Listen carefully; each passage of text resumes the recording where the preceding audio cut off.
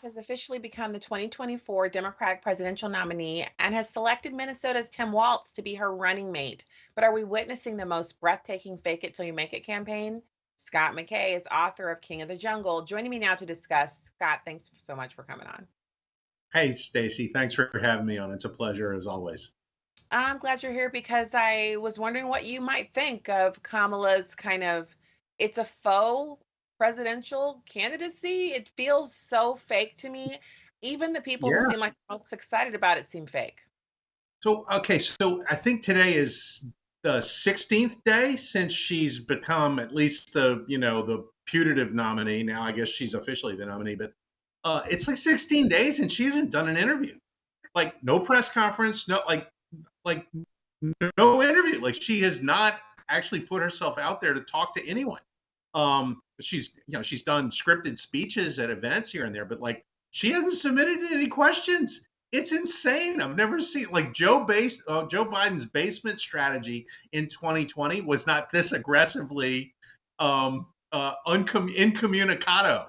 And so now she's picked Tim Walz as her vice presidential nominee. The whole country is basically like, who? Those of us who do know who he is recognize him as the governor of Minnesota who let Minneapolis burn after the George Floyd thing. He's the VP. And I'm wondering if it's Walz because nobody else wanted it. And that I think is going to be an interesting thing to look at this week is, Yeah. Is she down to her fifth or sixth round draft choice because she couldn't sign any of the other ones? And it'll be interesting to see if any of that kind of stuff trickles out. Yeah, I think you hit the nail on the head. I believe that others who have bright political futures in their estimation, especially on the left, especially the ones who are younger, who don't yet have records or they're just newly governors, like Josh Shapiro, he was the one that everyone was saying it's going to be him. I had serious doubts about that because there's no reason for him to hitch his train to her or his wagon to her train. The idea that he would come in as her when he clearly has presidential aspirations seemed a little odd. Right. And if if you think about it, if you're Shapiro, you see yourself as the future of the Democrat Party. So his name comes up and immediately the Hamas wing of the Democrat Party starts objecting to him. And he's in a situation where it's like, if I ran for president, I could beat these people in a primary, but they're going to drag me down. I'm going to drag the ticket down. They're going to blame me for Kamala Harris losing. And the one thing that you do not want to do in American politics, like the cardinal sin, is to be the number two on a losing presidential ticket. That is a one-way ride to oblivion in American politics. Like I could go through all the names and you probably wouldn't even remember who a lot of them are anymore. And Shapiro doesn't see that as his lot in life. It's smarter for him to wait until 2028 and then run in a primary, be the favorite, and actually be in a position to take over the party from Team Obama, who's been running it for the last 16 years or so. Much better play for him to just let Kamala lose with somebody else and then be the guy in 2028, which I think has happened here because to make just a straight up political choice, there is no circumstance on earth in which you would pick Tim Walz over Josh Shapiro. That I can guarantee you that did not happen because I don't think Team Harris. I don't have a high opinion of Team Harris, but they're not that dumb.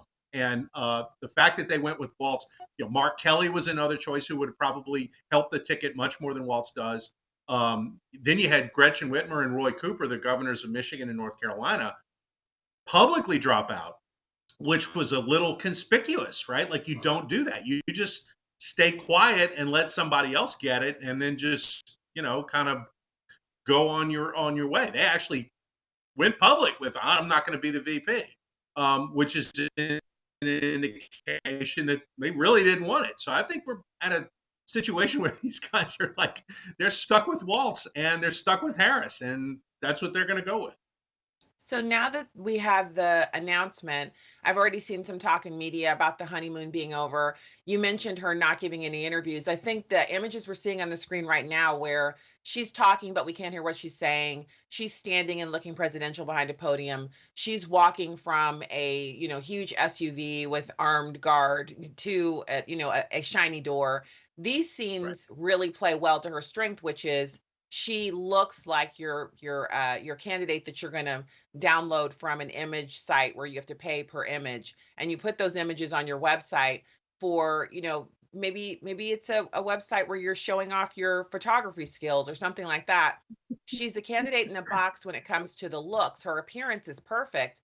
But then when Right. she opens her mouth, she's already had two word salad incidences since the announcement. 16 days, no real question and answer sessions, and two word salad sessions. And then there's all the old ones that I've been posting on social media, and it's really interesting to watch them. There's a never ending bevy. It's a buffet that never ends, like a cruise ship, of instances of her saying basically nothing with Yeah. lots of words.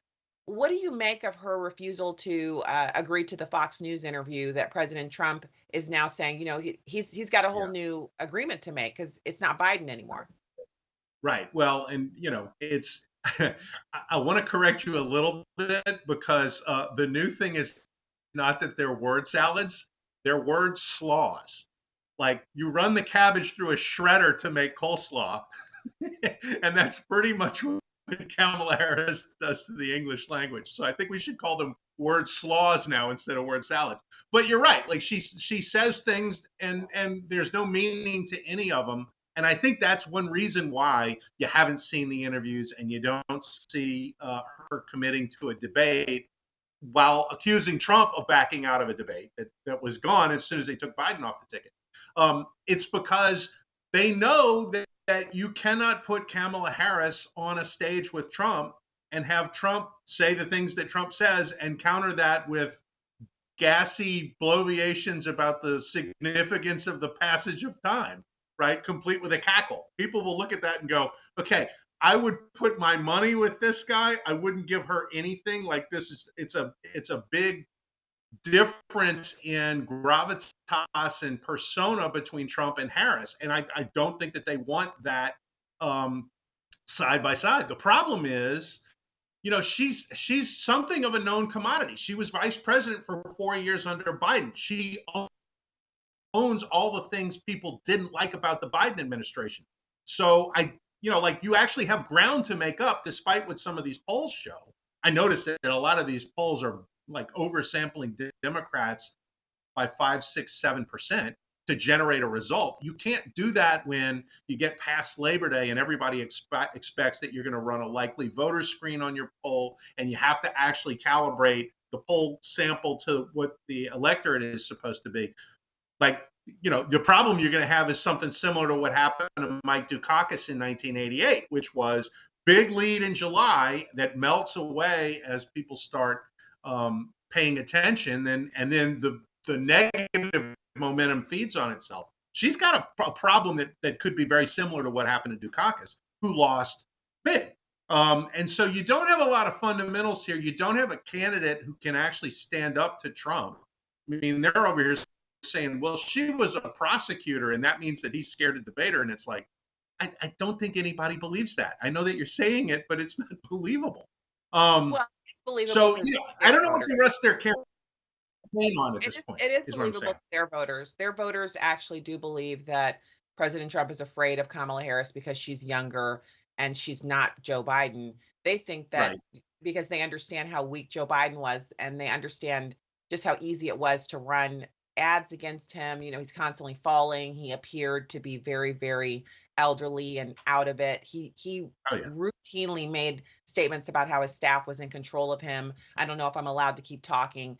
All of that really soaked into people, and they knew they were in trouble after the debate. But I think, the sooner the debate, the better for President Trump and Kamala Harris, because as soon as they're on the stage together and she gets taken apart in the same way that Tulsi Gabbard took her apart, you're going to see a lot more fear on their side of, oh no, we have replaced Biden with a younger, gaffe prone, kind of nincompoop, really. Yeah. Well, my Senator John Kennedy called her a ding dong.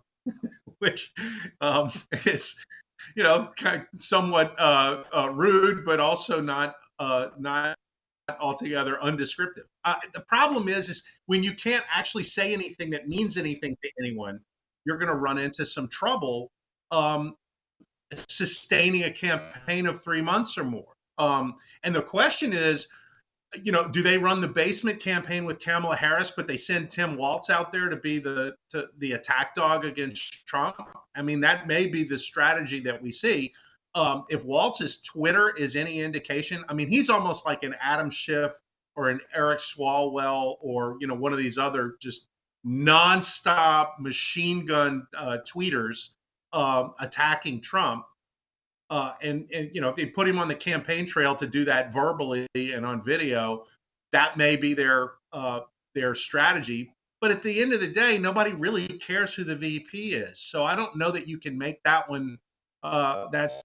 strategy stick with the same kind of oomph that it would have if your president is actually capable of communicating with people in a meaningful way.